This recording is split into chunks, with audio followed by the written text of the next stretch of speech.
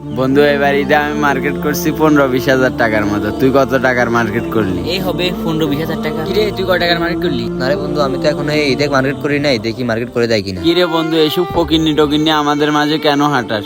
সব ফকিন্নি। উফ, আজকে খুব গরম পড়তাছে। আব্বু, কিরে বাবা, কি হয়েছে?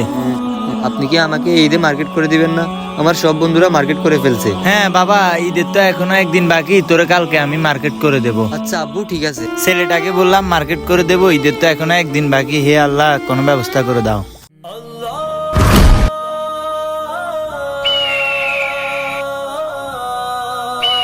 ভাই আমাকে কিছু খেতে দেন, আমি আজকে 3 দিন ধরে কিছু খাই না। ভাই আমার কাছে তো খাবার মতো কিছু নাই, এ নাও 20টা টাকা আছে, কিছু খেয়ে নিও।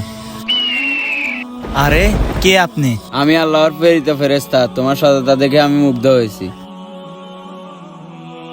এই নাও, এটা তোমাদের এবার ঈদের মার্কেট। আল্লাহ মহান। ভিডিওটি ভালো লাগলে সাবস্ক্রাইব করে যাবেন।